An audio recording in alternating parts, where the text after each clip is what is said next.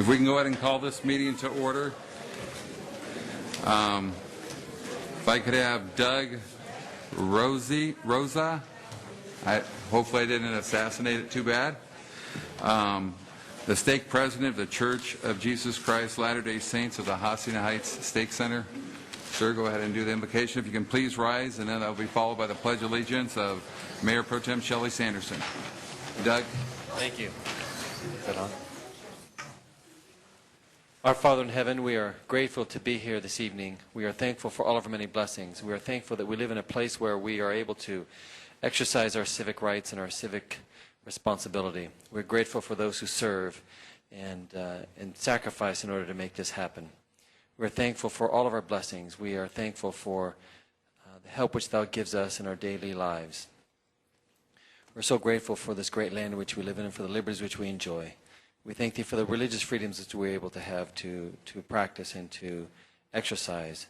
We thank Thee for each other and for the strength we give each other. We ask Thee to bless us in this meeting, that we will seek to do what is right, and that we will put aside our selfish desires, that we may do the benefit for what is good for all. And these things we pray for in the name of our Lord and Savior. Amen. Please join with me to the pledge to our flag. Ready? Begin. I pledge allegiance to the flag of the United States of America and to the republic for which it stands, one nation, under God, indivisible, with liberty and justice for all.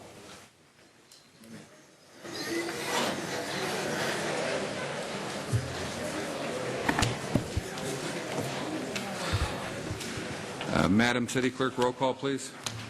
Mayor Tui. Here. Mayor Pro Tem Sanderson. Here. Councilmember Herford. Here. Councilmember Sotelo. Here. Councilmember Sykes. Here. Okay, we drop down to, report out of closed sessions. Mr. City Attorney. Thank you very much, Mr. Mayor, members of the City Council. The record should reflect that the City Council convened this evening for a special meeting, and prior to recessing into closed session, announced the discussion of the items that were listed on the agenda for discussion in closed session, and the following is my report. Concerning the Conference of Labor Negotiators, the various employee organizations, and also the Conference of Labor Negotiators, the various unrepresented management employees, as listed, all listed on the agenda. The City Council received a briefing on these matters.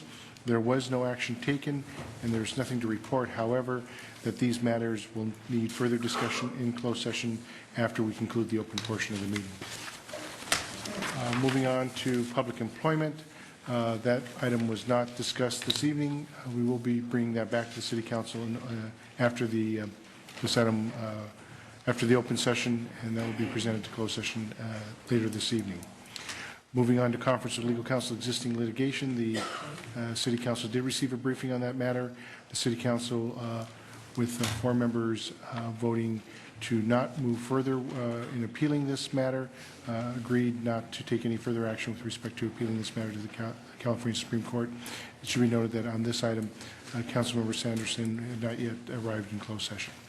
However, that is my report at this time. It's appropriate to continue with the open portion of the meeting. Thank you. Mr. City Manager, changes to the agenda. I have no changes, Mr. Mayor. Okay, we drop down to presentations. I believe we're going to have the president of the Stake Center do the video first.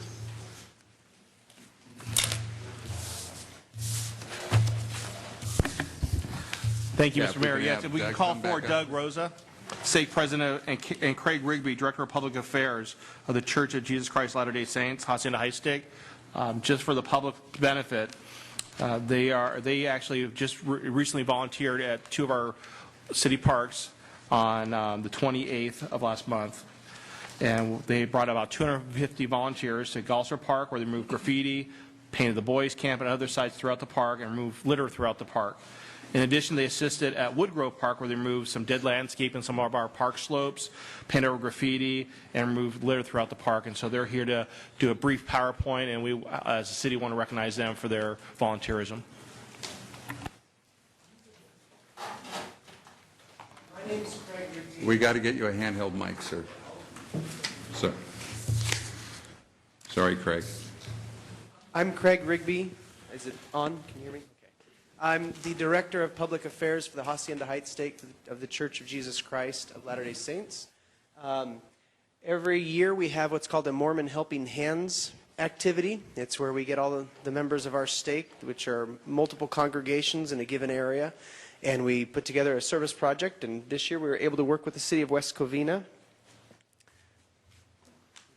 Okay. This was just a couple weekends ago. And we also did some work for the city of La Puente.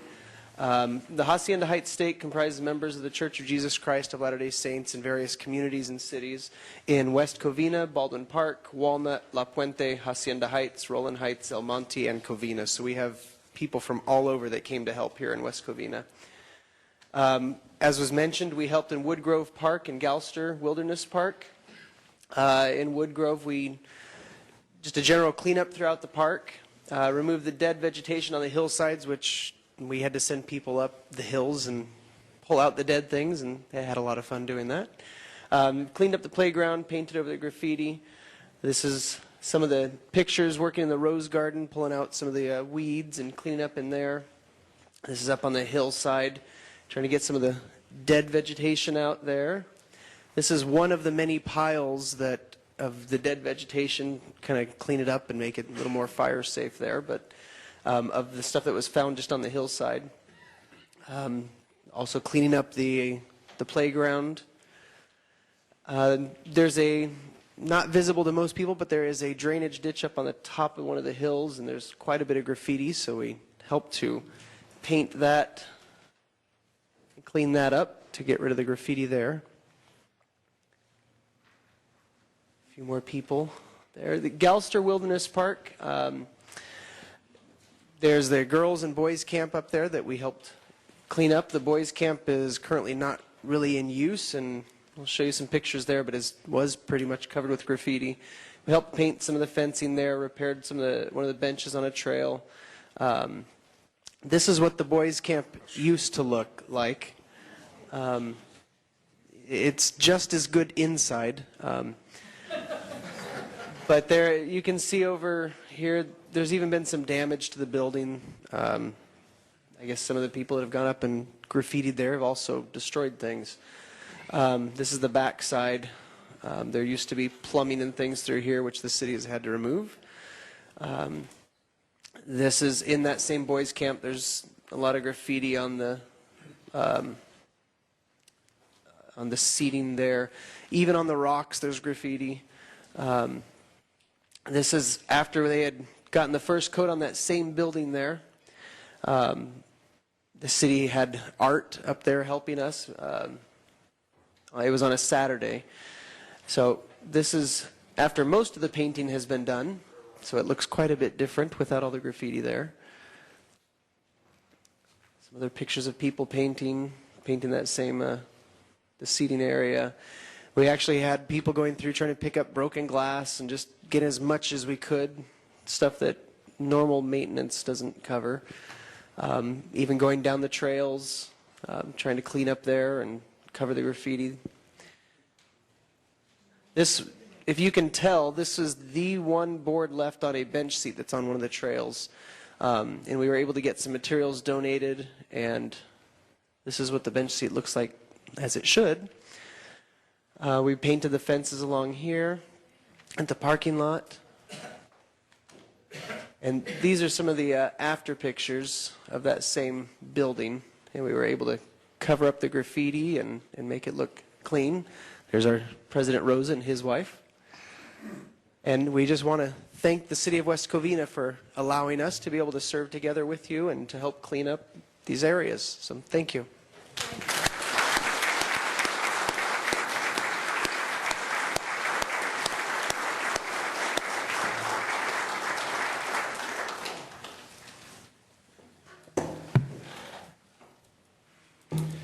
If we could have Doug and Craig come over here. One of you guys got up to that upper camp. I know that's very difficult to get to.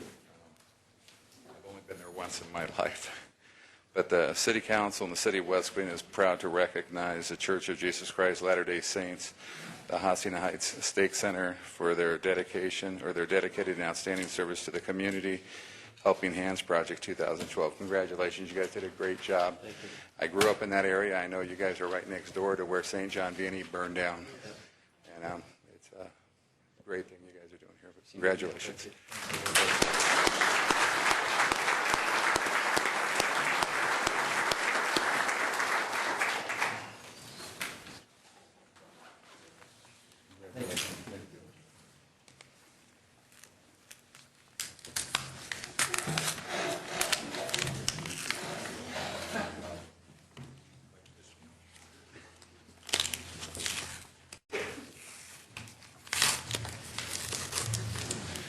If we can have Chris Freeland make some announcements, our Deputy City Manager. Thank you, Mr. Mayor, and to the members of the public. I'm happy to report on behalf of Community Services a couple of upcoming city events. With such a large crowd here, we want to make sure we promote those as best as possible. The first one will be the City of West Covina's Memorial Day event here at the Civic Center on Memorial Day, Monday, May the 28th at 10 a.m. Next is the dedication of the new playground and fitness equipment that has been approved by the City Council at Palmview Park. That dedication is scheduled for Thursday, June the 28th at 3 p.m. And then the big one that everyone's probably more interested in right now is the 4th of July is coming here pretty darn quick. And so the City of West Covina and the West Covina MDA Volunteer Committee is hosting their the 4th of July annual celebration. On July 3rd, we have the carnival operating over at Edgewood School from 4 p.m. to 10 p.m. On July 4th, we have the pancake breakfast at Hearst Ranch from 8 a.m. to 11 a.m. Carnival games and food from 4 p.m. to 11 p.m. and entertainment from 6 to 9 p.m. over there in the football field over at Edgewood, with entertainment provided by Sangria with fireworks to immediately follow.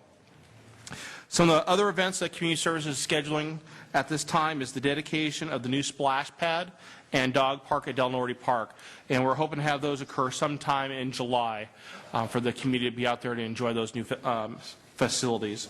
And then lastly, we're happy to report that the video of the City Council meetings are now being televised on the city's website. At our last City Council meetings, the city successfully tested the new video system here in the council chambers. And so if you go to the city's website, www.westcovina.org, there's links to the agenda process, which will also have a link to allow you to view the videotape live of the council meetings. And then also, the city clerk's office will then format the actual live footage. Within 48 hours, you'll actually be able to go back and review past council meetings video as well. The council did approve not just the city council, but to do the planning commission meetings, and there's additional equipment being hooked up for that, as well as the training of city staff, and that'll happen later this summer. So we just wanted to share that information with the public. And Mr. Mayor, that's all the announcements we have tonight. Thank you. We'll drop down to oral communications. Our first speaker is Philip Marino and Lawrence Vela. Sorry. Is that correct? Velo, I'm sorry, is on deck. Thank you. Philip?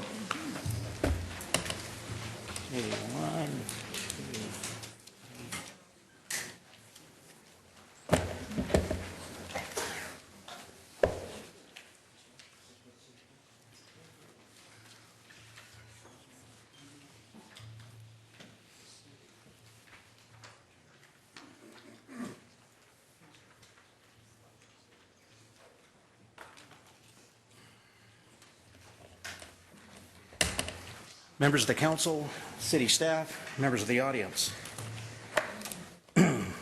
This presentation is directed to the West Covina City Council serving as West Covina Redevelopment Commissioners, the West Covina City Management, and everyone here that's a taxpayer in the city of West Covina. And the subject is West Covina is a fiscal mismanagement at its best. I've attached a copy of a statement that I made at a previous West Covina City Council meeting. And this is what I said at the previous meeting. The citizens of West Covina demand to know the total debt of the West Covina Community Development Commission. It should be noted that neither California Governor Jerry Brown nor the California legislature saddled the citizens of West Covina with a Community Development Commission debt. It was members of the West Covina City Council who also served as community development commissioners who voted to indebt the city to pay developers of community development projects. The developers of West Covina community development projects got paid in full, and the citizens of West Covina got the bill. The Community Development Commission never asked the citizens of West Covina for input to any future planning of their projects. The West Covina Development Commissioner's bully pulpit was that they were trying to generate tax dollars for the city. The second question that the citizens of West Covina have for the council is, how much money has the general fund over the life of the Community Development Commission, not just the last 21 million? How much money has the general fund lent to the Community Development Fund? And the third question that the citizens of West Covina have for the West Covina City Council members is, will the general fund recover all of the money that was lent to the Community Development Fund? That's what I said a couple of months ago. In today's statement, on the West Covina City's webpage, West Covina citizens should go to the Oversight Board's minutes of their last meeting of Thursday, May the 3rd of 2012. Every West Covina taxpayer should look at attachment number 1, or the Recognized Obligation Payment Schedule, or ROPS. This is a list of 23 projects that our city owes money on. The last page of the ROPS list states that our city's total debt to redevelopment projects is $736,519,601. So the answer to my first question is now known. The second question that I asked was, how much money has the general fund over the life of the Community Development Commission lent to the Community Development Fund? And the third question that I asked was, will the general fund recover all of the money that was lent to the Community Development Fund? In January, the City of Los Angeles City Council voted 9-3 against serving as the successor agency. The City Council vote took place after City Administrative Officer Miguel Santana released a report that detailed the cost of employee salaries, employee benefits, and retirement costs for redevelopment employees and the financial debts of all their redevelopment projects. So West Covina taxpayers should ask themselves, how can West Covina afford to do what the City of Los Angeles cannot? The city now has 100 fewer employees than it did 5 years ago. So you would think that the salaries of management would take a cut in pay to justify supervising over 100 employees less than they did 5 years ago. But that has not happened. The rank and file employee union members have lost jobs, have taken reduction in pay, but management has justified their pay because some of it was paid by the redevelopment agency of West Covina. Look at item number 18 on the ROPS list.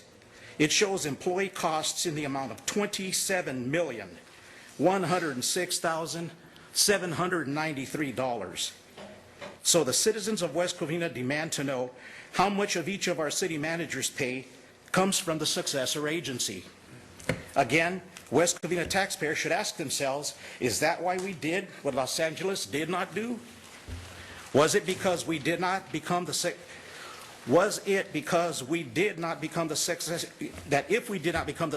agency, then management would have to eliminate part of their salaries that was coming from the redevelopment agency? And if so, who gets stuck with the bill? You got it, the taxpayers of West Covina. I would like each of the former West Covina Community Development Commissioners, Mayor Toohey, Councilmember Herford, Councilmember Sanderson, to answer the following questions. Number 1, did you know the taxpayer debt of the redevelopment agency was $736,519,601? Do you know how much of each city manager's salary is coming from the successor agency? And number 3, on page 4 of today's San Gabriel Valley Tribune, in an article titled, "City Officials Split on Size of Reserves," staff writer Juliet Funes wrote the following, quote, Excuse me, according to Mr. the Mayor, most Peter, recent see their figures- 5 minutes. You need to finish up. Two paragraphs. According to the most recent financial figures, the city's current deficit is $1.9 million. The deficit for the next fiscal year, initially projected to be $3.8 million, could grow to between 5.6 and 8.6 million due to the loss of redevelopment, according to the city documents. Becoming the successor agency increased the city's deficit, spending, or debt. So question number 4 is, Mayor Tui, Councilmember Herford, and Councilmember Sanderson, can you explain why you voted to have our city become the successor agency, knowing that it would increase our deficit or debt? Thank you, Phil. Lawrence is next, and Joanne Wilner is on deck. Please, if you can, guys, stick to the 5 minutes, please. All right.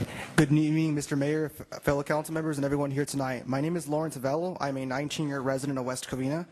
I have lived here my entire life, and I have a couple of observations to share tonight. First off, the flyers coming to many registered voters' homes. The latest one, and I will quote it, says at recent West Covina City Council meetings, recall proponent Phil Moreno has attacked our fire and police departments. Now, if I remember correctly, he was actually praising them for their really good service. And any resident of the city can visit the city's website and they could find out for the truth. For example, if they go to the westcovina.org webpage, they can go to the most popular section on the bottom left, click on live council meetings, then click on the second hyperlink that says click here, and listen to what he really says and see for themselves that this accusation of him is a big fat lie.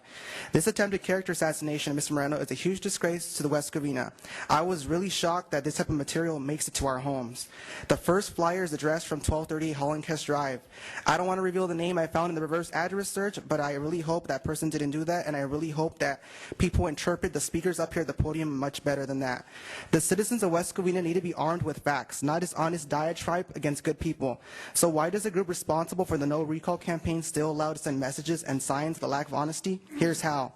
The FTC, or Federal Trade Commission, is a government body in charge of making sure deceptive ads for consumers are removed or banned.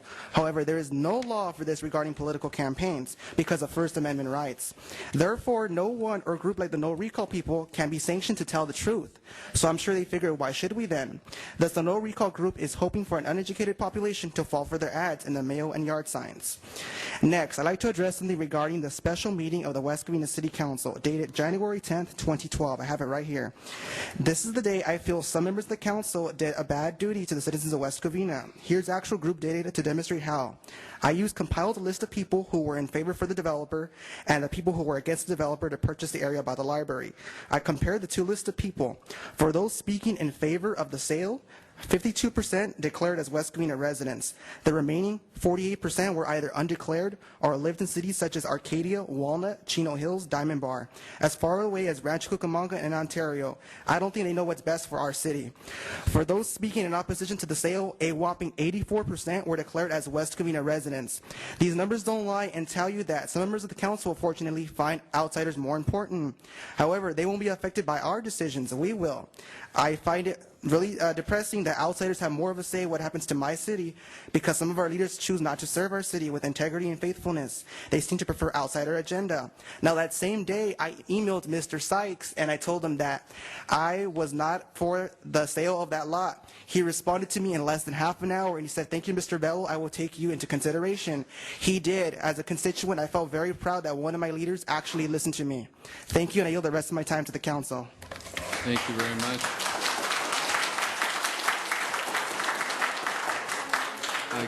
Again, please, audience, this is a business meeting. If we can just get the discussion only and not the clapping, I greatly appreciate it so we can get through the important material. Joanne Wilner, you are next. John Shoemaker, you are next on deck. Thank you. Good evening, all. Glad to know we're back on video. I guess that's TV. No. Wherever we're back, I'll find out. I can see it at home. Item 2, tax revenue anticipation notes. If negative cash flow only occurs in November, as the San Gabriel Trib says, you, Mr. Mayor, stated, then why do we need to borrow $10 million for 12 months at a cost of $80,000? The notes on page 2, section 5A of the resolution state that the notes cannot be redeemed sooner than 1 year. A line of credit sounds like it could be a much cheaper way to go. But then, why borrow it all at a cost when you can use the reserves for the interim for a small or no cost amount? The whole issue sounds like we do have a deficit and not a balanced budget as bantered about here.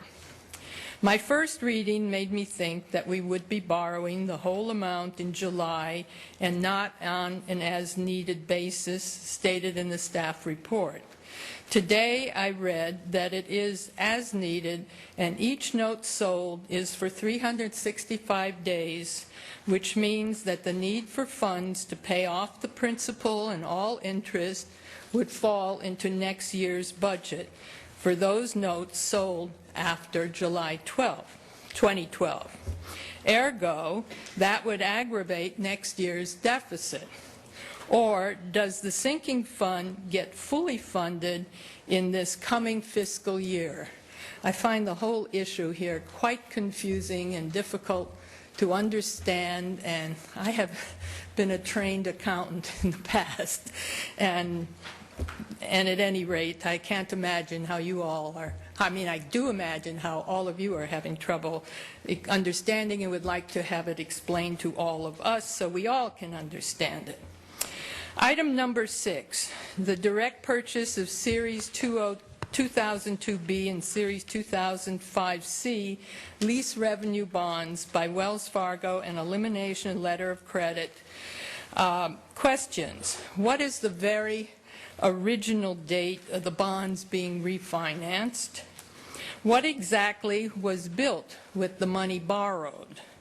What is being leased and by whom? Why have these bonds not been paid off? And what specifically is the risk to the general fund and taxpayers? Non-agenda item.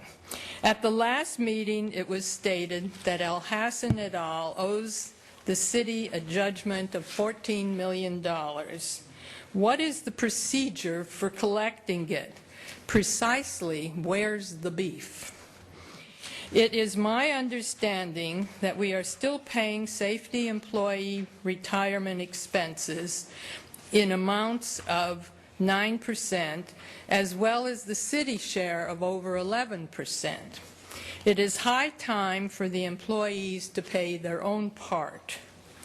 Also, I have not heard any of you comment on my request that you bite the bullet and ask for a report on just how you can eliminate many and reduce other benefits that you receive. Please say and do something. I do want to commend the Church of Latter-day Saints for the great work they did there. And I remember seeing Gulster Park Boys Campground up there numerous times in great view like it is now, and thought that when we cleaned up and supposedly put in security there, we were not going to have this problem. Now, is this all a part of the budget problem too? Thank you. Thank you, Joanne. Before John comes up on the one question, Joanne, the thing I told the Tribune reporter is we used to get the money monthly from the state of California, so we'd get our money each month. Now they have held back their payments to us the way the money has been altered, so we get the money twice a year, in January and in I believe the other month is May. So we have to be able to fiscally survive in the interim while we're waiting for the property tax and sales tax, which is rightfully owed to the city of West Covina, and all the maintenance districts, which we must loan the money to until we get the property tax funds on maintenance districts, which are not owned by the city of West Covina, just managed. We must front the money for anyone who's in a maintenance district. We have to front that money until the property tax payments come through. So that's what I told the Tribune. So, you know, thank you, Joanne. John, and then Carolyn Arndt is on deck. Good evening. First thing I'd like to bring up is at the last council meeting, Mayor Toohey, you said you'd love to debate me about the finances of the city, and I accepted. But I haven't heard anything back yet. A couple other things that were kind of interesting. You know, I've heard of new math. I've heard of fuzzy math. Now we have the mayor's math. When you have $30 million in the bank and you spend $10 million of it, you're left with zero. I have an idea. Why don't we use the $30 million in the bank, use $20 million of it to pay off some of the loans that we have? maybe like the one to the county that costs us $700,000 a year in interest. Pay some of these things down, you'll have anywhere from $1.5 million to $2 million put into the general fund. That could hire 10 to 15, maybe 20 public safety personnel. You reduce the overtime that a lot of these folks are working, might save another $500,000 or so. A couple $1 million goes to the bottom line. Use that $30 million for something. One of the things I always find interesting, how the council will always tell people that different decisions were made, it was made by another council.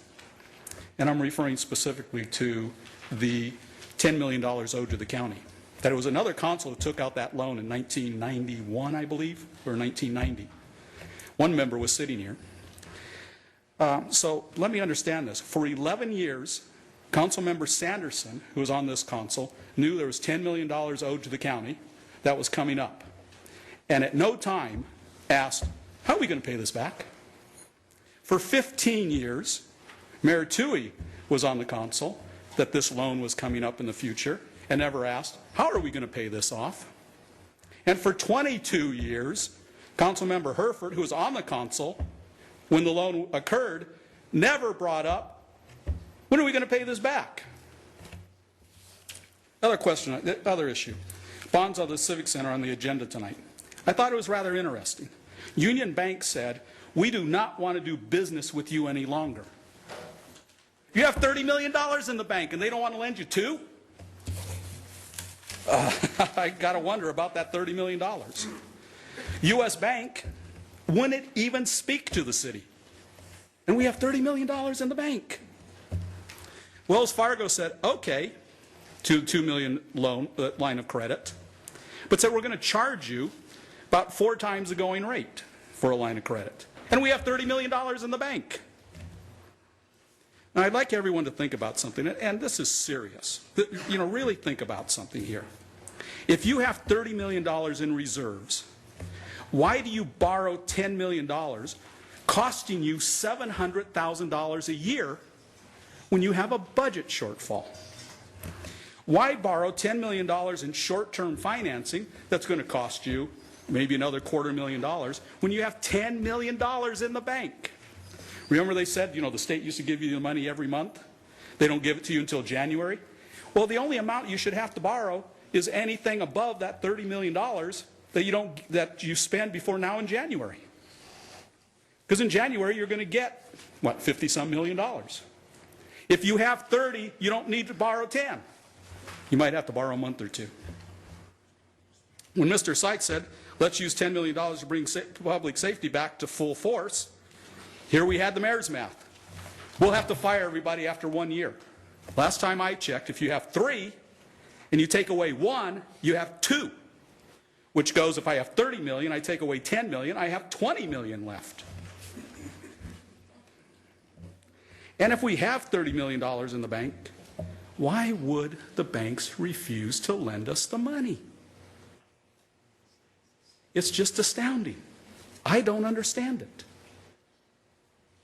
Oh, one other quick item I was just wondering if somebody knows about.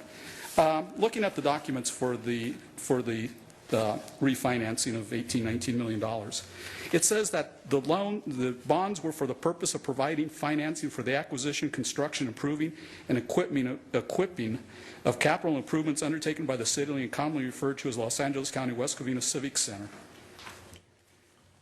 Have you seen $23, $24 million worth of improvements at the Civic Center since 1997? I know I haven't. So that's all I have to say tonight. I hope to hear from Mayor Toohey about our debate on the finance of the city, because I haven't heard anything. He brought it up, and I accepted. So thank you. Thank you, John. Carolyn Arndt and Elsie Messman is the next speaker. Yes, indeed. My name is Carolyn Arndt. I have lived here since 1957, and I am working to improve the city of West Covina and change the direction. And I work on it every day, all day, and I am inspired. I am inspired because it started very, very small, like a V. And every day we build a greater coalition of folks who want to get on board with what we're doing. Earlier this week, we met with Ms. Lee of CMG. It was a very candid meeting, and we learned a lot from her that we did not know. One of the things that we learned was where this legal document in the name of West Covina Westfield Mall Expansion Program started. And she showed us where she intended to build the medical building and what was going to happen to all of the land along the freeway and an overpass that was kind of in the back burner that would connect the West Covina Mall with all of this. She wanted to know if there was any chance we would change our minds, and we told her absolutely not. The injunction is going forward. The only people who can stop the injunction sit right here. And it is moving. It will be 2 years probably before anything can be built in this city, because there is no general plan, and you people knew there was no general plan. She did not. She indicated this was her first attempt at building on public land, and that she is deeply in debt because of it, with probably no chance whatsoever to regain any of the monies that she has spent. That is a tragedy to treat someone like that. She indicated that she had met with every one of the council people during that time of planning, when you worked in isolation and in arrogance and in total disregard of the rules of doing a project in our civic center. And you need to know that that is the reason that we are building and that we are coming. So get ready. Thank you. Thank you, Carolyn. We have Elsie Messman next and Forrest Wilkins on deck. Forrest.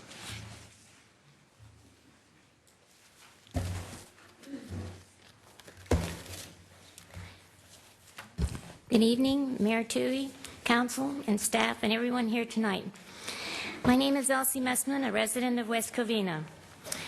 Does it surprise anybody that the 3 council members, Herford, Sanderson, and Toohey, appointed Robert Sotelo, a plumber, to fill a vacant seat left by Sherry Lane, and the only planning commissioner to vote to approve the sale of the hill?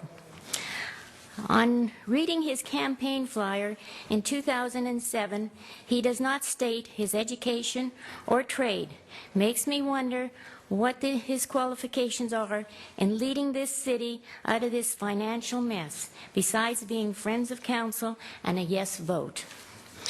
Was he the best of the 25 people? That leaves a lot to be answered.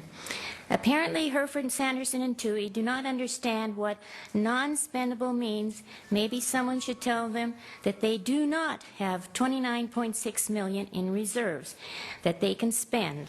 By the way, that was almost a year ago. On July 1st of last year, you took a bond out for $10 million to pay expenses, and now you are asking for more money. Remember, 3 council members sent notices out that we have a balanced budget and a healthy reserve of $29.6 million. Councilman Sykes questioned you and you gave a lame excuse, Mayor Toohey, and then you went on the attack to divert the issue as usual. Who is responsible at City Hall to update the general plan and the housing element that should be renewed every 5 years? The residents want to know, or was this a fast and desperate act? Does this affect all buildings in the last 10 years, like the medical building on Nogales Valley, Big League Dreams, and the senior and low-income housing done by Teleq, just to name a few? Don't blame the residents for this. You just got caught with your hand in the cookie jar, and there must be more since you are fighting so hard for your jobs. I received a letter from the city manager about the Williams and Chung lawsuits that Mr. Pazman failed to reveal was how much money it cost the taxpayers in West Covina in U.S. dollars. I am submitting another request to Mr. Pazman to get the answers we want. As for the misleading flyer that was sent out, Phil Marino did his job by taking the time to prove the flyer was full of lies, like the gentleman here said. Okay? And we have a letter from the County Fire Union on file. Councilman Herford, please provide us with the documents from the county stating 2 fire stations would be closed. And oh, by the way, Mayor Tui, your leadership was on full display again in the manner you attacked Councilman Seitz. Has nothing to do with the businessman Al Hassan, and this was done on your clock. So you owe Councilman Seitz a public apology on your behavior at the last meeting. Councilman Seitz earned the right to this council, and he was not appointed. True leadership is earned, not given. Since we only have 5 minutes to speak, it would be nice for you, Mayor Tui, if you would only speak for 5 minutes. This is my second request. Thank you. Thank you, Elsie. Forrest Wilkins and Frank Williams is on deck. That's our last speaker.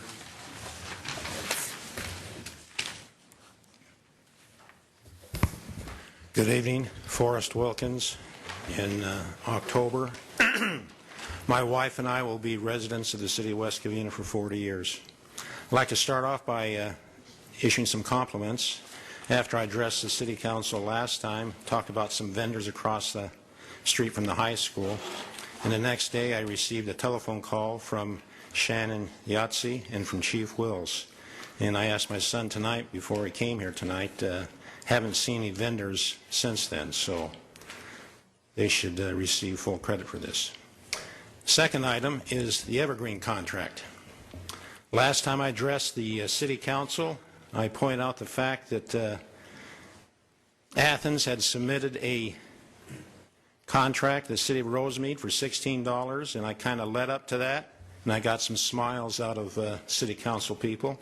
Even one of the city council person laughed so I could hear it. And I had to leave early because we were leaving on a trip the next day, so I don't know what was discussed, if anything, in reference to the Evergreen. Just to repeat, we pay $26 and change for our trash service. Rosemead put out a RFP, request for proposal, for their new contract. The best of my knowledge, it looks like they're going to stay with Consolidated, which they have been with since 1991. Currently, Consolidated charges the residents of Rosemead $19. When they submitted the request for proposal, they lowered that to continue the contract to $16 and change. Athens submitted a proposal for $16 and change. As I've spoke before, talked about the city of Covina, which Athens runs there. They have 3 containers, which causes an extra truck, extra labor cost. They're about $3 cheaper than what we pay at West Covina. I have suggested strongly, our first action is to get rid of the Evergreen contract. I have talked to other people in the trash business and so forth, people in other city governments, and they say Evergreen contract is not the best thing for the citizens of that city. I am waiting to hear some justification why an Evergreen contract is beneficial to the citizens of West Covina. My investigation at this point, I see no way it's best. If we eliminate the Evergreen contract, Athens still has 12 years to service our community. They're not going to be barred from picking up trash. 10 years from now, if that were to take place, the elimination of the Evergreen contract, then we'd start negotiations about new trash service.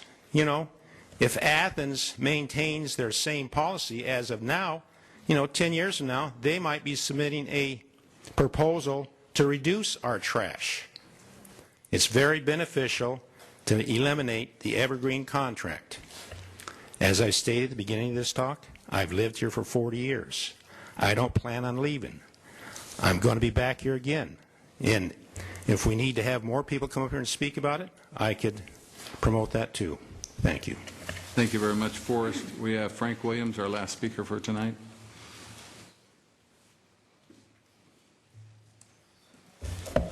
Council members, good evening. Frank Williams. I've been a resident of West Covina for more than 20 years. And I kind of registered voter. I actually exercise that right. Every time there's a chance for me to vote, I'd vote.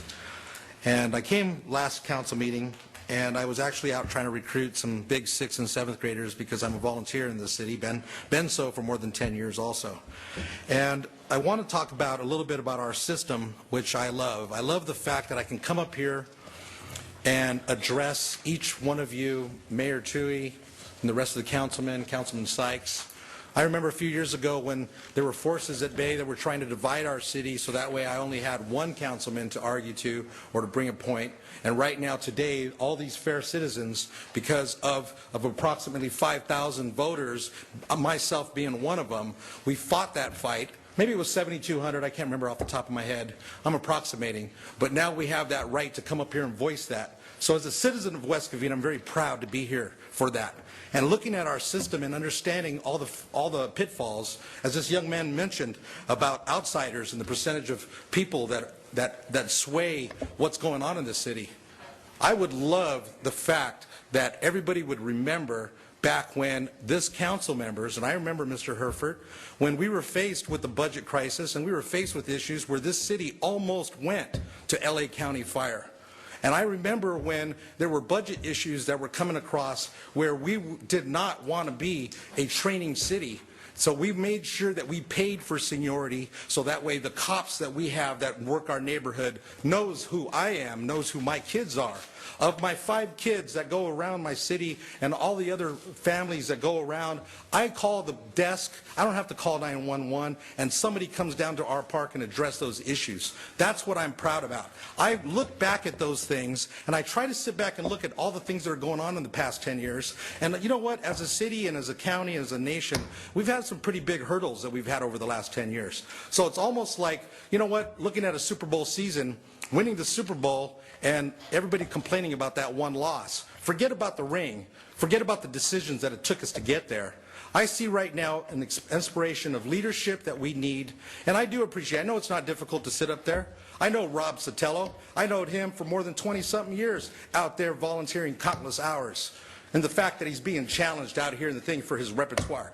His actions are his word. And I can tell you right now, beyond a shadow of a doubt, just like I see Mr. Toohey and I see Mr. Herford and Ms. Sanderson at these parks, we're out these countless volunteers that are working with no pay. Countless hours running our leagues, making sure our kids have something to do because our schools don't have those programs. I see Mr. Sotelo out there. I don't see other people. I see him. So what I say right now, and excuse me, Mr. Sykes, I know you've been a recent council, but I can tell you right now, beyond a shadow of a doubt, I have yet to see you come across any of the parks that I coach at. So I will tell you also that I look at these systems because I was approached regarding the dog park. I know that dog park funds were used beyond a shadow of a doubt for grant money that could not be used for anything else. It's almost like Social Security. Social Security benefits everybody. There are some things that are not one, but somebody has to make a decision on what has to happen, and I do agree. At least something was used with that money, and we do have a benefit. The fact that we have to go through all the issues that we do to survive, the fact that I have a choice now as a resident of West Covina to take my 2 dogs to that park and have them run around, I think that's an awesome privilege, and the fact that we are a resident. I also want to go back to something that I've been, looking at and seeing, and I'm going to continue to investigate, and I appreciate Forrest coming out there. I listened to those comments, which is very important for us to come out here and exercise our right to talk. But the other thing is about this recall.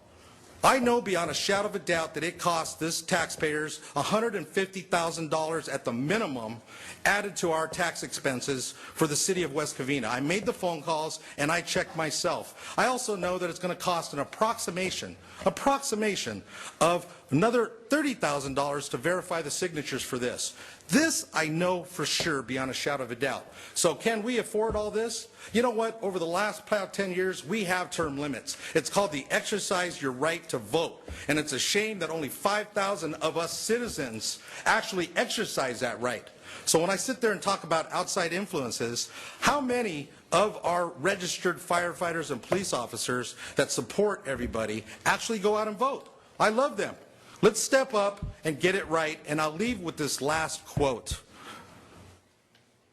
Let's focus on what's right, not who is right. That is from John Wooden, and I'll end with Go Bruins. Thank you very much. I don't know about the Bruin comment, but thank you very much. I'm talking about West Virginia Bruins, baby. That's okay. I was going to cheer for the Trojans. Okay, we drop down.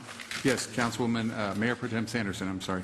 Thank you, Mr. Mayor. Thank you for everyone that came out this evening to express their concerns and issues with the city. I try and take down notes and questions that everyone has because, basically, we sit up here and we are here to do a job, and that is to represent you and to work for you. And so I want to address a few of the items that had come forward and possibly have the city manager if it's okay, Mr. Mayor, I'll be as brief as possible so we can get on with the city's business. One of the questions that was addressed to the council as well as myself about the redevelopment agency and the 736 million. The number has changed. I've explained it before, and I did create a website which is westcovinarecalltruth.com. And it talks about our redevelopment and how that works. The city's not on, the residents aren't on the hook for anything because how it works is you have a redevelopment project and it creates a debt. Then you have the project, and that project pays the debt. So if you don't have the project, you don't have the debt, and it's a separate entity from the actual city of West Covina, the general funds that pays for our public safety, et cetera. So I want to make sure that's really, really clear, and if you want to get more information on that, I have some really good links that talk about the redevelopment agency. That was one thing I wanted to touch base on, and the other one I think the mayor already touched base on in reference to why we're borrowing monies, and some comments were made about some banks. I did understand that one of the banks doesn't do those type of loans anymore, is what I did understand, because I wanted to know as well, it is in our staff report, that was a question. The next item was there was something to mention about a flyer. Just for the speaker that did mention that the public was submitted a letter from Mr. Marino dated March 20th, 2012, that's from Mr. Marino, that says, subject, public safety is taking too much of every West Covina city revenue dollar. 2 city departments are going to drive my city into bankruptcy. Maybe that's possibly where that did come from. I found that letter in my CAFR's report, which one of the things I want to mention to all of you about all these numbers flying around, all these accusations, one of the things that can cure all that is this report. This is a great report. I have it all tabbed, every time I get a question or a comment. I go to it, I call the city manager and say, okay, what's this, what's that? It's called our Comprehensive Annual Financial Report. It was done by an independent auditing company, and it was for the fiscal year ended June 30th, 2011. Now, there's a conversation about this $29 million reserves. You don't have it, you're all lying. Well, on page 18 of our CAFRs, it does talk about the $29 million, and there it is. It also talks about where every single thing is, page 18 and 19 as well. So, if you have questions, I would be more than glad to meet with any resident you have, want to call City Hall, 626-939-8401. I would be more than glad to meet with you to go over anything, and also to listen to you. I work for you. I want to do what you want me to do. I want to make things right. I want to support my public safety, absolutely. And I think in the years that I have been on this council, I have worked to do that. And then that's also in the CAFR's report as well, that talks about our expenditures from 2003 on page 166 and 167, that talks about our public safety, that in 2003 we were at 30 million was our expense there, and to date as of 2010 was 48 million, and 2011 is 45 million. Costs have gone up, and we are working so hard to make sure our public safety is 100% taken care of, and we're also working to try and generate money, and that's what we all need to work as residents together, and I would greatly, greatly Love to hear from you. Another report, there was talk about why don't we just take our reserves that we have and pay for this offset of monies that we do need right now to pay our bills, because the state has done what's called the triple flip, and that's also in the CAFRs as well. The triple flip, what it does is instead of you getting your paycheck every month, you're now getting your paycheck twice a year. So you're going, okay, well, how am I going to pay my bills? So instead of taking monies on our most recent treasurer's report of February 29, 2012, there are two, there's Fannie Mae and Freddie Mac. We have investments. A lot of the monies in the reserves are in investments, and they're actually generating a higher interest rate than what it would cost us to borrow the money. And it's not a long-term loan that we're borrowing. It's actually, once the state gives us our money, then we, pay that. But one of the things that I think we should all be asking is, why is the state using our tax dollars? This is our tax dollars to pay for our public safety, and that's the problem that I do have, and I do plan on writing Sacramento and California, or the state, and I think we should all do that. So I just, again, I encourage anyone to please give me a call. I would be more than glad to meet with you and to hear your ideas and how we can work together and just make West Covina the place that we all do live, because want as a good place, because I live here too, and I love the city, and I'm not going anywhere either, and I do want to work with you, and again, and I hope I answered all the questions. It was funny when everybody was standing up there speaking, I was saying, oh, I have an answer, oh, I have an answer. So I think that's all the questions. As somebody did ask questions, and if there's any other questions, just give me a call. Yeah, Councilmember Sykes. Thank you, Mayor Tui. I'll try to be brief. First of all, anyone that knows me is fully aware that I believe athletics and academics go together. Athletics and academics help make our children strong and prepare them for the future. So I don't know how I was missed at some of these openings at various locations. And I know over at Cortez Park, it's sort of like when I show up, it's kind of like a fly in a bucket of milk. But I guess that I could be overlooked.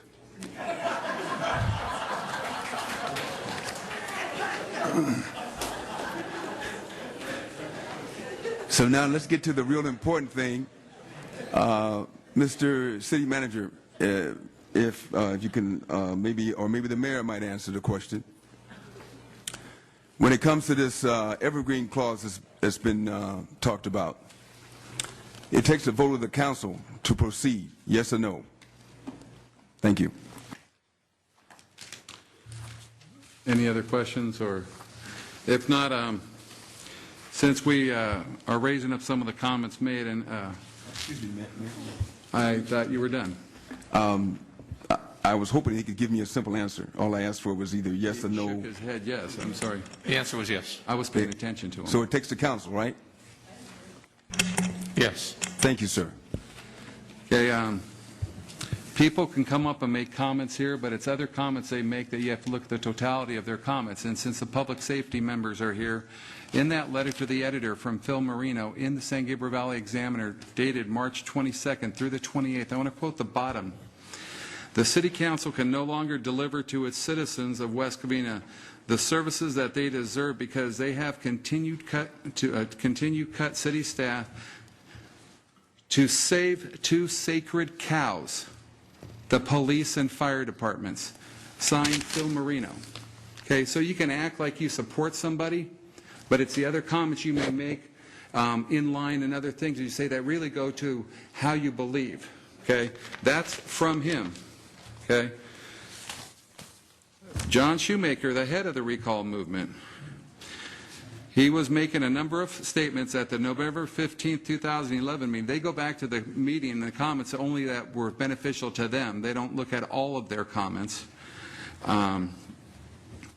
He made numerous comments about the police department, talking about the Tyler Kennedy case and the amount of money we just paid in the Target case.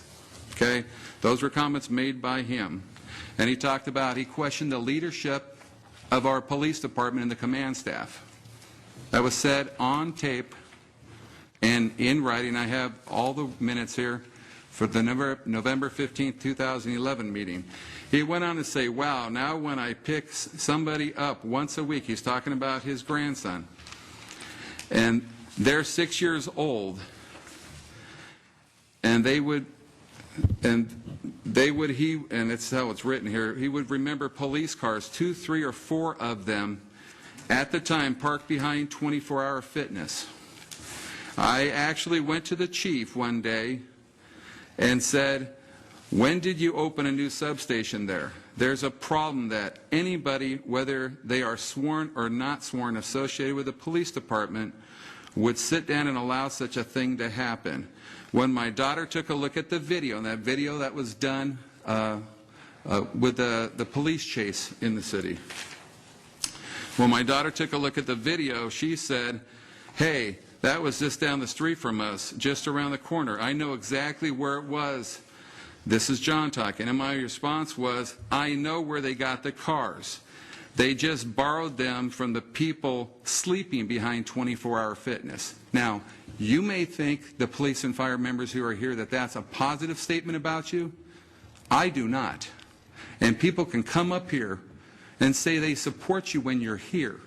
But it's when you're not here, the stuff they say about you and what they pass out about you during the election.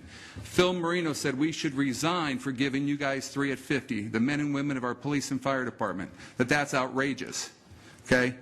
Now, it's easy to say something else when you're public up here and someone's listening, because people talk differently when you're here and when you're not here. There's some people that will talk the same, whether we always agree or not, whether you're here or not here. See, and that's a big difference.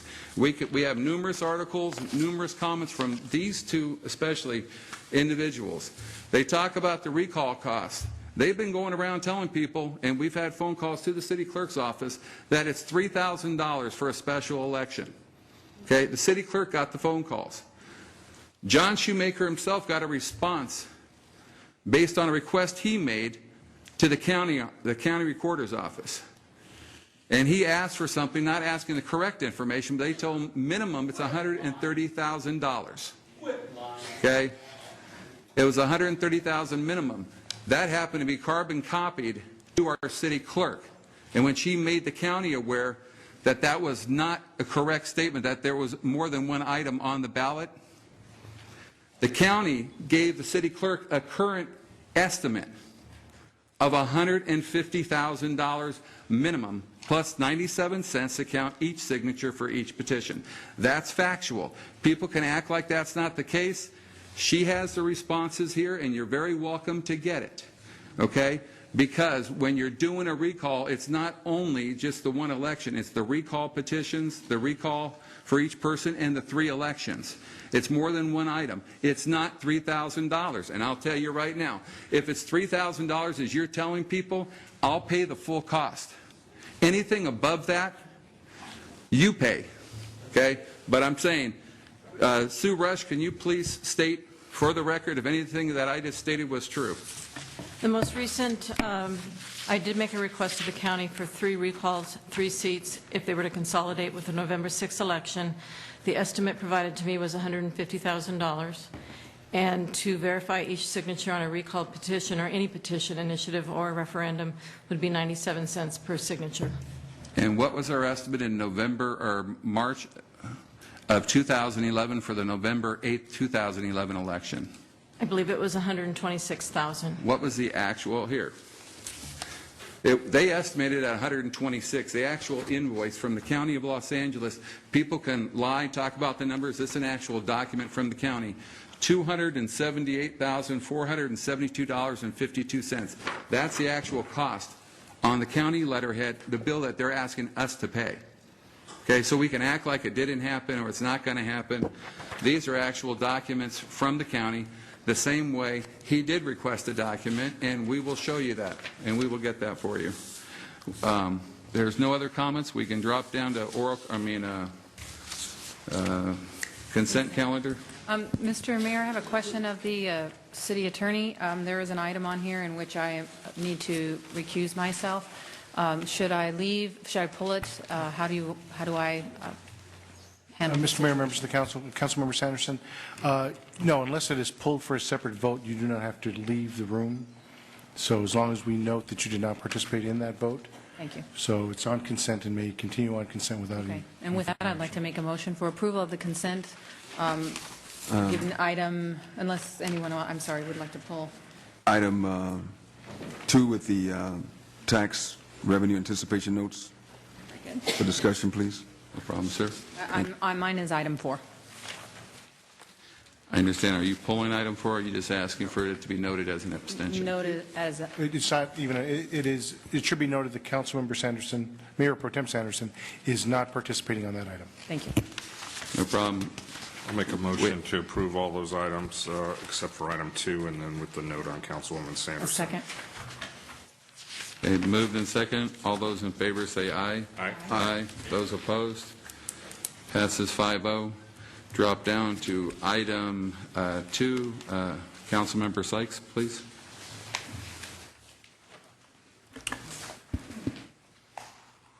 With these anticipated tax revenue notes here, again, we're somehow going against things that have been stated as to the revenue, the reserved revenue at 29.6 million, supposedly 30 million. But we're spending quite a bit here, and if I understand this correctly, what's listed here is a negative flow of 12 million if we don't borrow this money. So I'm trying to ascertain in black and white about these two different statements. One that we have the 30 million in reserve, and then the one that says we need to borrow this money because we're about to go into a negative situation financially. So the actual cash reserve, it appears that it's less than 12 million.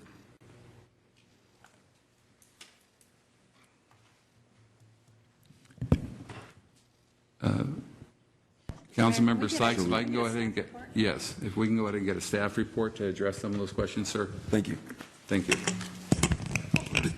I'll have Mr. Bachman perhaps elaborate further on this, but what we're talking about here is the cash flow of the city.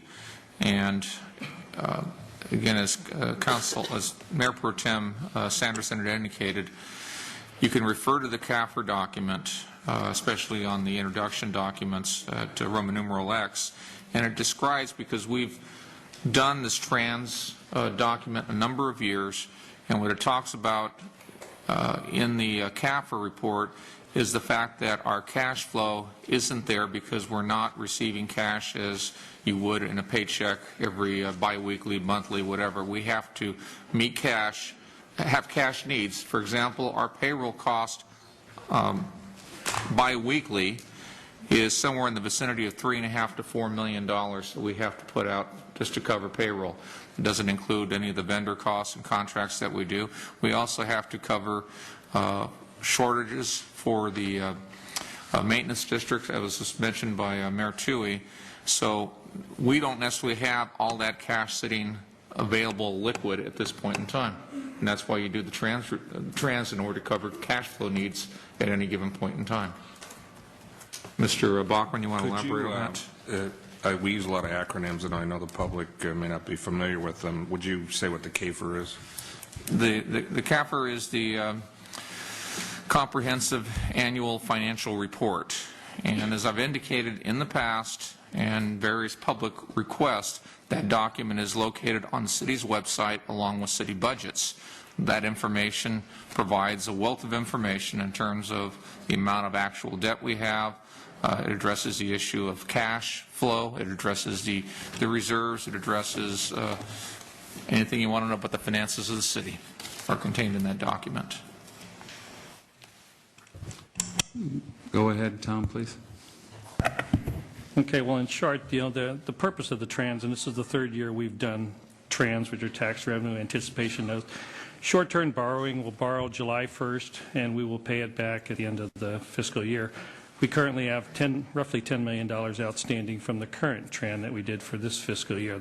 The purpose being is because we don't have enough cash on hand at the beginning of the year to cover our operations for the fiscal year, and more specifically the first six months or so. 80-some+% of our budget is salary and benefit, which is paid every 2 weeks. We don't start receiving the majority of our revenue until the middle of December. There was talk about the state and what the actions that they've taken. They did a mechanism that was called the triple flip, where they took a quarter of the city sales tax that used to be received monthly. They now pay that in January and May of each year. They also swapped the vehicle in lieu fees, which is the city's, which at one point in time was the city's largest revenue source, and swapped that for a form of property tax. That also used to be received monthly. Now it's paid in January and May of each year. And the state did that solely for the purpose of assisting their own cash flow, much to the detriment of our own cash flow with the city. So those two revenues are roughly $12 million that we used to receive each month, $1 million a month. Now we receive roughly $6 million in January, another $6 million in May being 11 months into the fiscal year. So we already don't receive property tax, which is our other largest revenue. We don't receive any of that until December. So a lot of it is to just even out the uneven revenue flow that the city has. So it's somewhat common, depending on the revenue streams that a city receives, as well as the available cash balances that they have. So I'd be happy to answer any other questions. How do we deal with Maintenance District 4, 6, 7, the citywide maintenance district, and the sewer district, which collect property tax? How do those operate? Well, very, very similar. Most of that maintenance costs are incurred monthly. And again, the assessments or the property taxes received by those individual districts are not received. They don't start flowing into the city until December. A very similar revenue stream and schedule as the property tax. So if in the event that some of those districts, and some of them do not have large reserves, if they don't have enough reserves to cover the negative cash flow, then the general fund or the other funds of the city have to cover that negative cash flow for the first 5 to 6 months of the year. Even though some of those maintenance districts are quasi-private, they're not owned by the general city taxpayers? They're a special benefit district? They're established to benefit certain areas of the city, yes. But all the city's money has to go to loan money in different people's districts, potentially. Someone who lives in maintenance district 4, 6, or 7, if there's a shortage, we would have to loan them general taxpayers' money to get it till we got their money from their tax payment. That's correct. Thank you. Mayor Pro Tem Sanderson. Thank you, Mr. Mayor. Mr. Bachman, using general fund dollars for loans affects budgeted interest income revenues, and how would that affect that? I didn't quite follow that. I'm sorry. If we use the general fund dollars for the loans would affect the budgeted interest income, because we have funding where monies are, and how would that affect that? I think she's referring to our CDs or money markets, Correct. whatever Well, you because want I'm to looking at the treasurer's report, and it's from February 29th again, and it talks about some of our finances and monies are in accounts. How we took those monies instead of going for this temporary loan to take care of our offset here. How would that affect that if we did do what Councilmember Sykes is suggesting? Well, a lot of that can't be used. And if you look at February, for instance, if you look, I did a check in between December 20th, and I think the number there is about $34 million. There's another $2 million in bank accounts, so about $36 million. But $5 million of that came from the loan, the repayment from the redevelopment agency to the city. Another $15 million came between roughly between January and December of that year. So again, the biggest issue that we have to deal with is the first 5 to 6 months of the year where there's very little revenue and there's very little revenue and a lot of expenditures to pay. Also, a lot of those other funds that are in that make up that balance, that's the balance for the entire city. We have a $100 million budget. You pull out the redevelopment agency or the former redevelopment agency, and it's about $80 million. And a lot of those funds are special revenue funds that can't be used for any other purposes. So there, a lot of that money that there is not really accessible. We're going to pay a very low interest rate on this. We're figuring about 30 basis points or 0.3% is what we anticipate to be able to sell these trans at. Currently, we get 0.37. Not a big difference, but it's very similar to a wash to be able to do this. And what do you get on those CDs? Well, we don't have any CDs. Well, what do you call them? The ones issued? Freddie Mac and those are a little bit different because those are long-term assets. Most of our liquid cash is invested in the state pool or the county pool, and they're paying, the state pool is paying 0.37%. And what are the long-term assets? What type of return are we receiving on those? So the public There's one of them's, I think, 10.25, and the other one's about 8.5. So if we liquidated those, we could go ahead and not borrow the money and save the 0.3% we would pay in interest and lose 10%. Right, and those were structured many, decades ago to cover the debt service, and they generate about $1.1 million in debt interest income, and those are used to service the civics that are bonds that are outstanding. I understand, but it's a 9.7% swing on some of the money and an 8% swing on other. It seemed like the city would be wiser to get the interest income on the thing, because back when those bonds were, or those financial instruments were issued, we were allowed to arbitrage the money. So it's totally different. Now you are not allowed to do that. So to me, we get to make the float on that particular money, and again, the public has a right to do whatever they choose.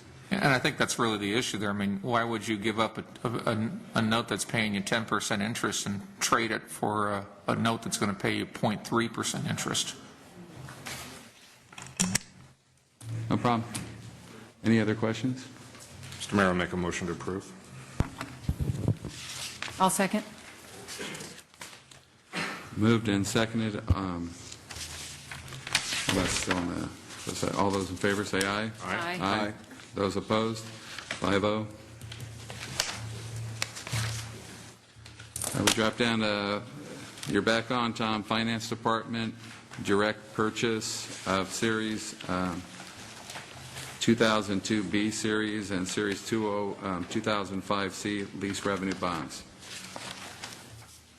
Can we get a staff report, because there's going to be questions on it? Okay. Back in 2002, there was two series of bond issues, a 2002 Series A bond issue, which was a taxable bond issue, about $2.7 million, and there was a Series B that was issued $19.2 million. That was a tax exempt. Both of these bond issues were variable rates. When the bond issues were issued, there was an intention there that the Series A taxable ones would be refunded at such point in time that they could be done on a tax-exempt basis, and that occurred in 2005. Being variable rate bonds, they're required to have a surety to support those in the event that those bonds are called, because these are bonds that can be called essentially on 7 days' notice. So you need what typically in the past we've had letters of credits to back these bonds. Because of just the state of finances in California and the nation over the last couple of years, the letter of credits have been tougher to come by. Last time we renewed, we saw prices going up quite substantially. When we looked at renewing the letter of credit this year and entered into discussions with various banks and such, and we kind of zeroed in on Wells Fargo, who is the city's main bank, and looked at they presented two different options. One was to renew the letter of credit at 90 basis points, and the second option was that they buy the bonds directly from the city and hold them in their portfolio. After analyzing both options, it was determined that that was a more efficient and cost-effective method to go.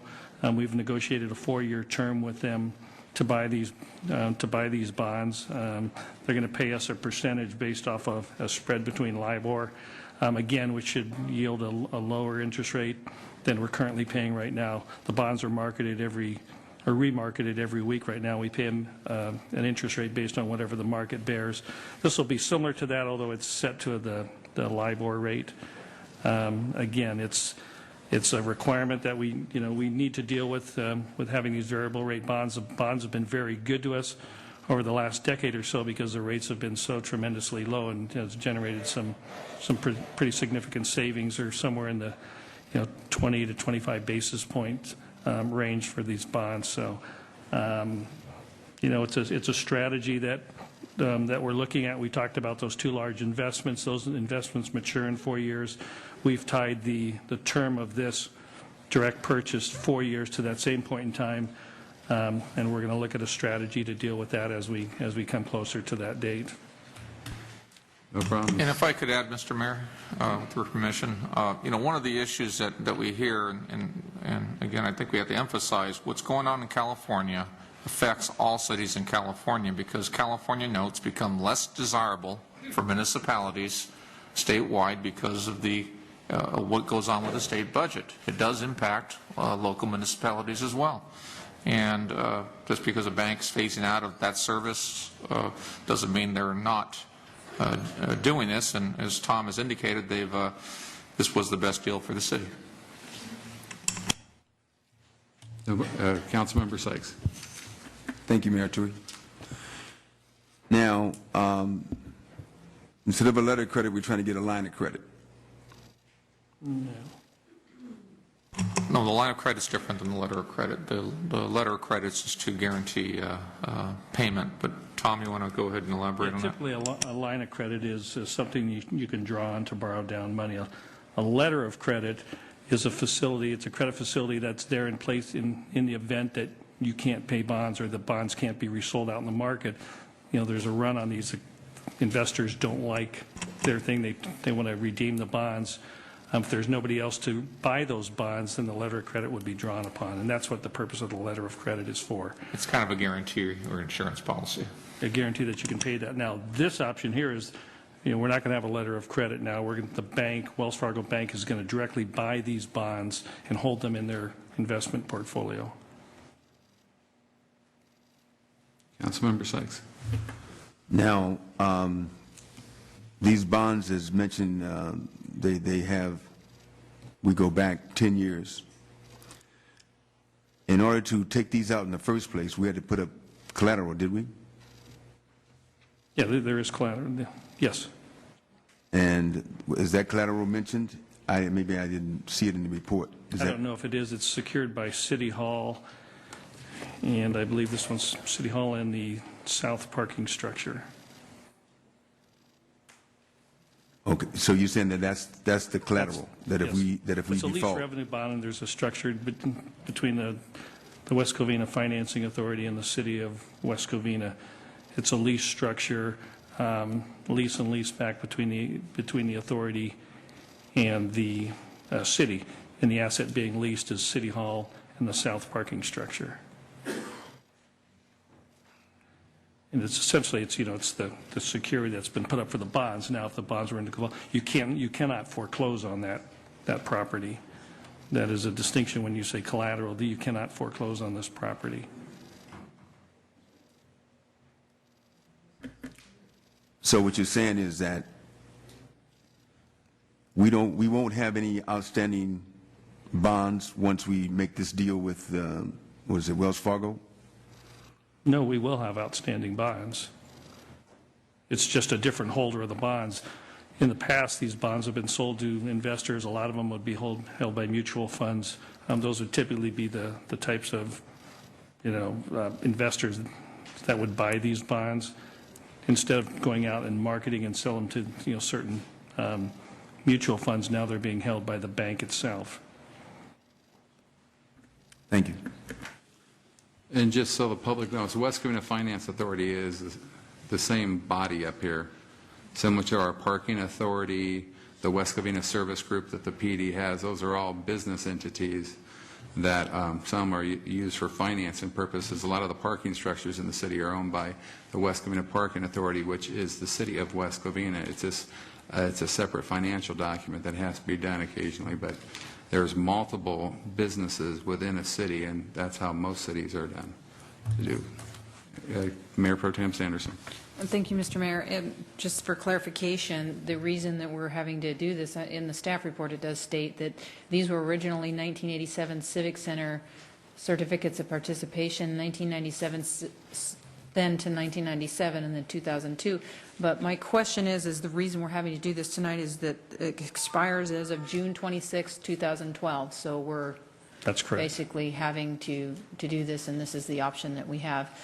What would be another option at this point? Because I didn't see anything in the staff report. Well, the other option would be to do a letter of credit. I mean, we have to have, support if we're going to have the variable rate bonds. If we left them in the same fashion that we did, you would just have to replace the letter of credit. And again, we compared both, the cost and the efficiency of a letter of credit versus the cost of directly selling them to the bank. Okay.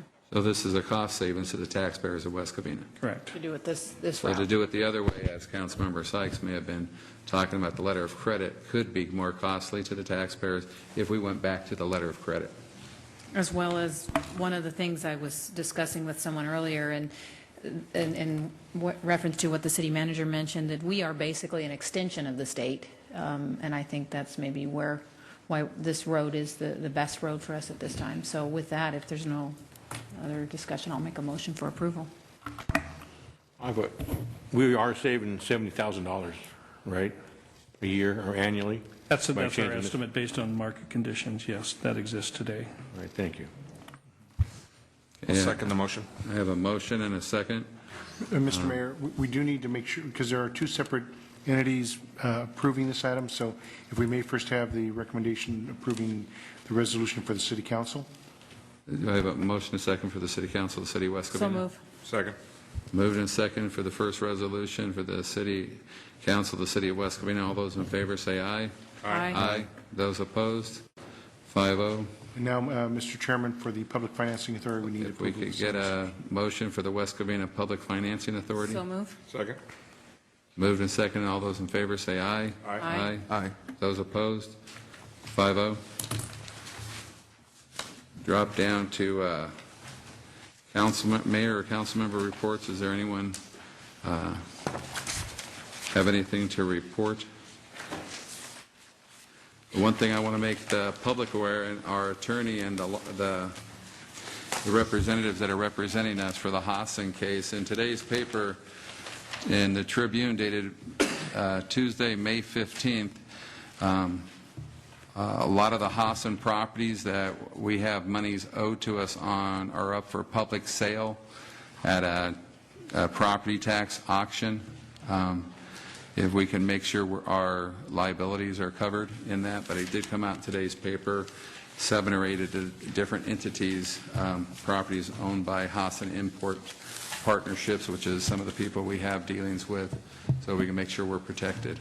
Councilmember Sykes. Yes, Mayor, I had 2 items. Are we not going to handle those items tonight? They're after. They're next on the agenda. Okay, all right. So if you just had anything else to add. We haven't forgot about you. I remember, what'd you say, a fly in a bucket of milk? I'm the milkman, and we're getting ready to deliver, okay? Thank you, sir. Okay, since there's nothing else. Oh, Councilmember Sykes has an issue. Request from Councilmember Fred Sykes requesting the City Council to instruct city staff to prepare a report on utilizing $10 million in general fund reserves to hire additional police officers. Councilmember Sykes. Thank you, Mayor Tui. I'll be brief because I know we have to go back and take care of some business later on. So I think most of us are aware that with what we've heard up here regarding our public safety, right now we're facing some serious issues here, and I do recall the mayor speaking of how short-term it would be for their employment.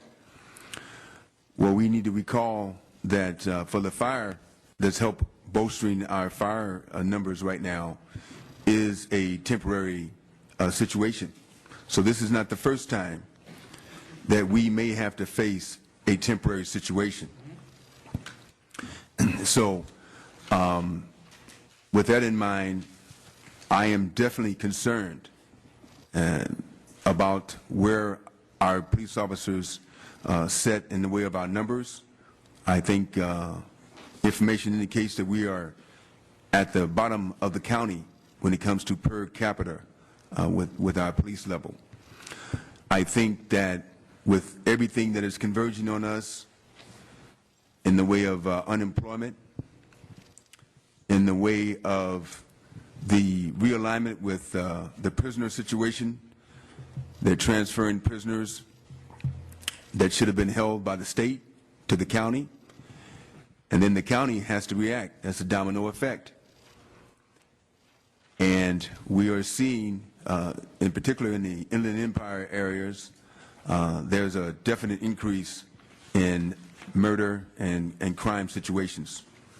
So I don't think that West Covina is going to be impervious to that situation. So I am definitely concerned about the preemptive situation. And as we talked about our finances, we also have to think about emergencies. If the numbers are low for the police and fire, that's a danger to the community.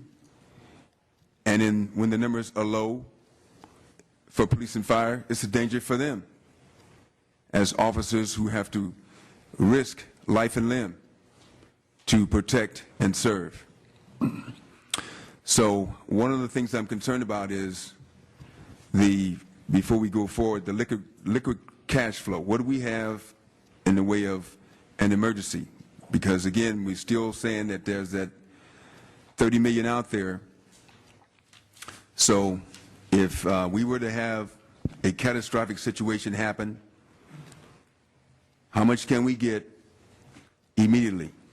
How much can we get within 30 days? City Manager, Mr. Bachman. I don't know, Mr. Brockman, you want to answer that question? Well, if I understand the question, if you're asking what our cash balances are, they're, as of April, it was roughly around, the end of April, it was about, almost $6 million. And again, May is a big revenue month, as we've talked about before. We estimate it'll be higher than that at the end of the fiscal year. You look at the CAFR last year, June 30th, showed a $5.4 million balance at June 30th. There were some taxes that we're doing the next couple of months. It was really probably closer to $8.5 million. It would be a more representative number of that. We do have a deficit in the current fiscal year, so which will dwindle down a little bit. However, we did repay ourselves $5 million from the redevelopment agency during the fiscal year to offset, a good part of the majority of what we're going to spend in a deficit this year. So it's going to be somewhere in that $6 to $7 million range is what we estimate. Thank you. So with that in mind, I'm still moving forward with my situation and asking for a report on what we can do with a portion of the much talked about 30 million. I'd like to see a report that shows how many police officers can we bring forth, and if we do not have that ability, I'd like to know in black and white why not. Thank you. No problem. Councilmember Herford. Mr. Sykes, I support the effort to increase our public safety. I, believe that using reserves is not a good tool for that. As I've been out talking to a lot of people in the community, they're happy to hear we have a reserve, and a lot of cities around us don't have a healthy reserve. So utilizing non-sustainable funding wouldn't be a prudent fiscal policy for any city or any business, because as you hire additional employees to spend the reserve, that money eventually will run out and you won't have a reserve. Secondly, you at some point in time would have to lay off. Now, the difference between the fire department and the grant we have is that our projections are within the fire department that the 12 employees that we hired, we will have retirements within the next 3 years, and those people will fill those vacancies on the retirement side. That could happen in the police department. I'm open to looking at a report. I'm going to support your motion to basically look at sustainable opportunities for our public safety, but I would never support spending our general fund reserve to hire additional officers. To me, that is what people in the community most appreciate about our council, and regardless of what anybody says when they come up here and brings up issues 30 years ago or 22 years ago, this council has always been advised by our intelligence staff and knowledgeable finance directors and attorneys, and as I would say 99.9% of the time followed their lead because they were trained in school and know the issues with finance. So I have no problem. This is for the residents. This is what we call a Mother May item, so that what comes back is the information. Tonight all we have is just a request from Mr. Sykes to prepare a report utilizing the $10 million in general fund reserves to hire additional police officers. So even though I don't support that, I would support bringing back items that are sustainable. And when I say sustainable, I'm talking about new revenue sources, all kinds of ideas should be thrown on the table, because I do want to see our public safety stay West Covina Police and West Covina Fire, and I think the residents of the city would like to do that too. So is that a motion, sir? I'll second your motion. Thank you. Are you making a motion, sir? I got a second. Are you making the first? Yes, if we can get that report, please. I would definitely want to move with that. You just got some work. Councilmember Sotelo. Only problem I have is you want to use all the reserves.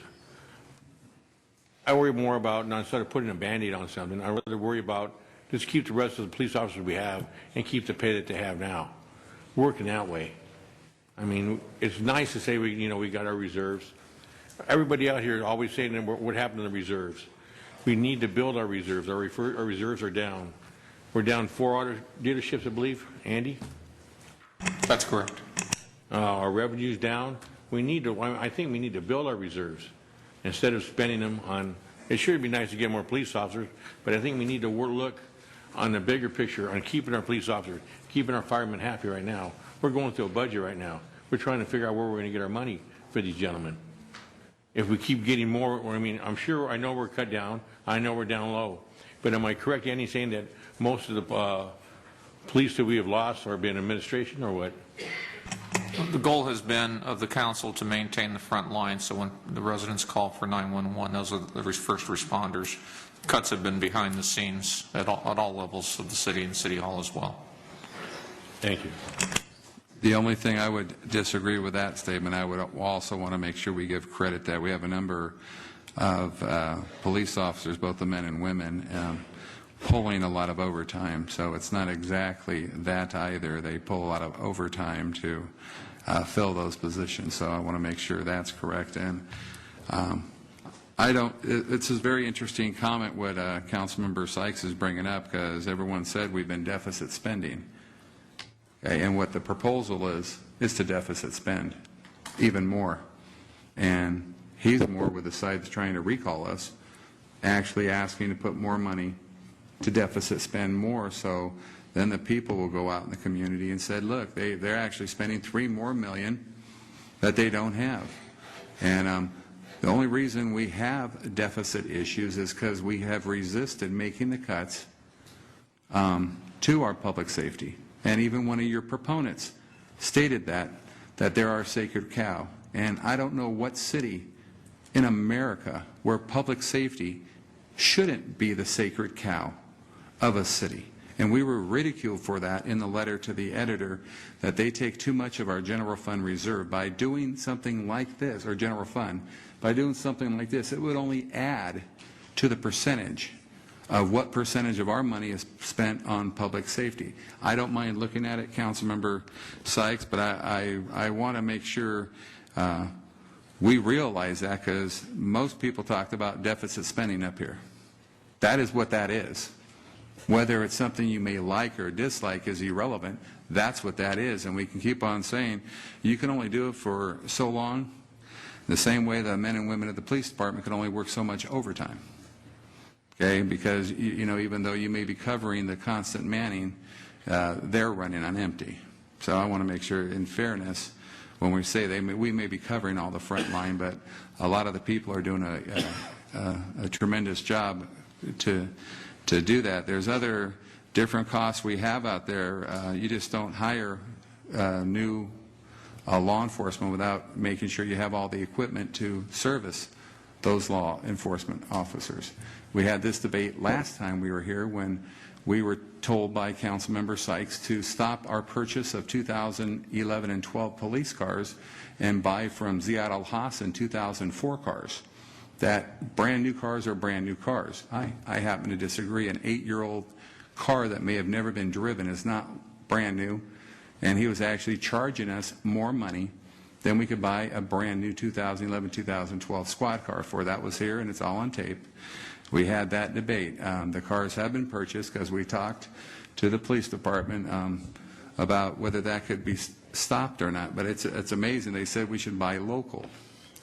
Our Ford dealer has 2004 police cars.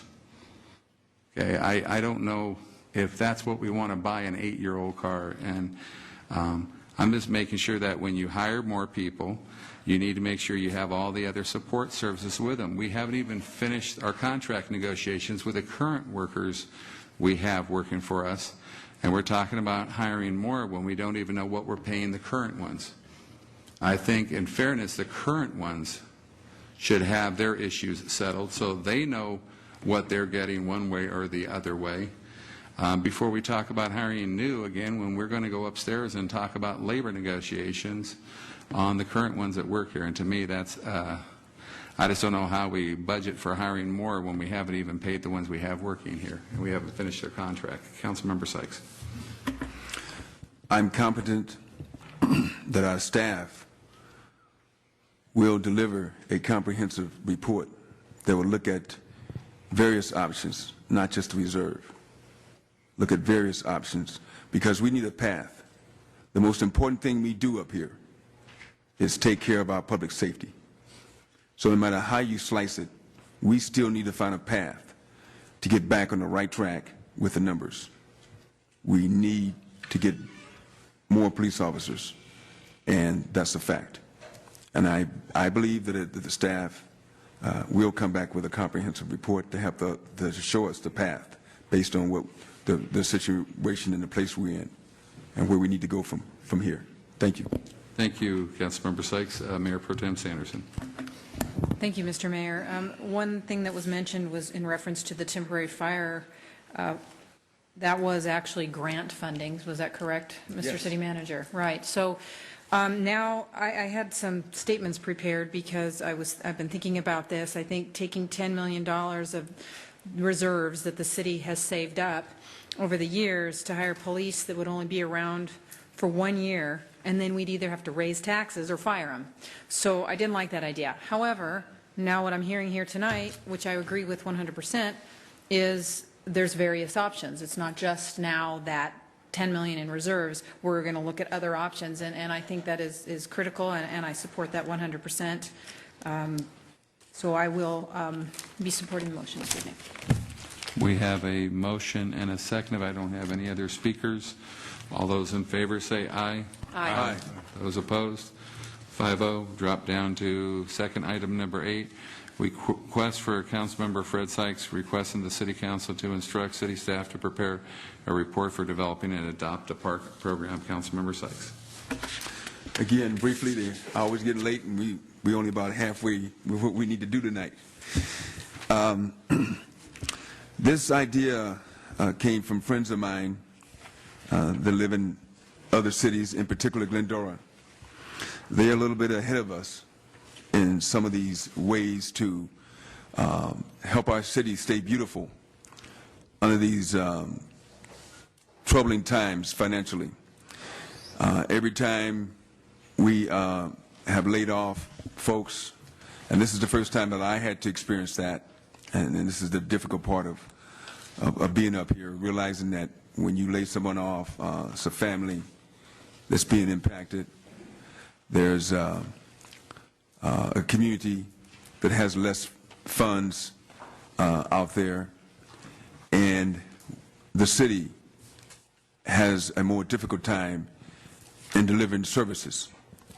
So when I found out about the Glendora community stepping forward, when I found out about the Latter-day Saints doing their part here in the city, I thought we should get a pattern as put out by Glendora and how we can organize this and offer it community-wide to various organizations and businesses to adopt a park so that we can have all our parks come up to the standard that was delivered by the Latter-day Saints for the two parks that they were honored here for tonight. So that's why I put that agenda item out there. I know that there is an organized way we can do it, and that's what I'm asking for tonight.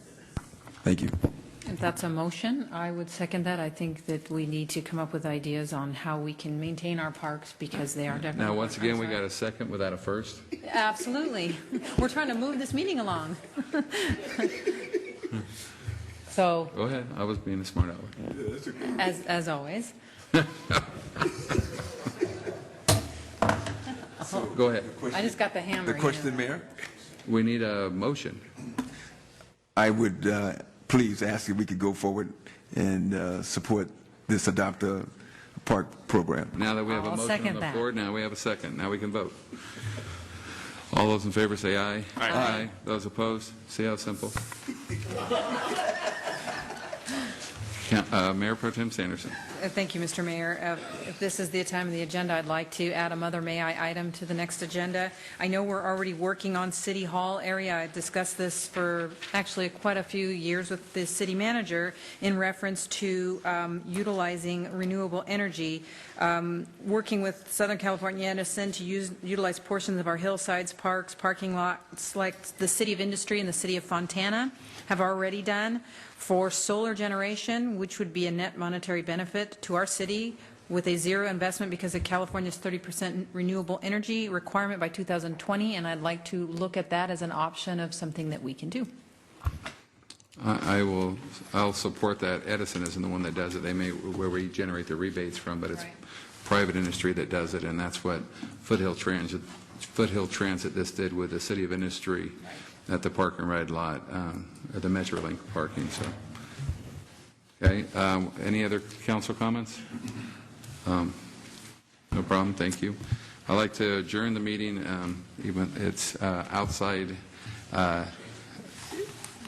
cities that adjourn the meeting in memory of Vince House, a council member from the city of La Puente. He lost his wife 2 weeks ago. Former Mayor Fidel Vargas, the youngest mayor in the United States history, from the city of Baldwin Park, lost his father, if we can send the condolences to them. And council member and former Mayor Julian Miranda from the city of Irwindale lost his uncle. If we could send condolences to those three city individuals, I greatly appreciate it. Do I have I'll make a motion. Oh, Mr. Mayor, we still have a special meeting. Oh, we're not. Well, we can adjourn this meeting, just noting that we will be going back to closed session on the special meeting for conference with labor negotiators as listed on the agenda and also the position of city manager. So we're adjourning this meeting. We're adjourning this meeting. And that, I'll make a motion to adjourn as stated. I second it. Moved and seconded. All those in favor say aye. Aye.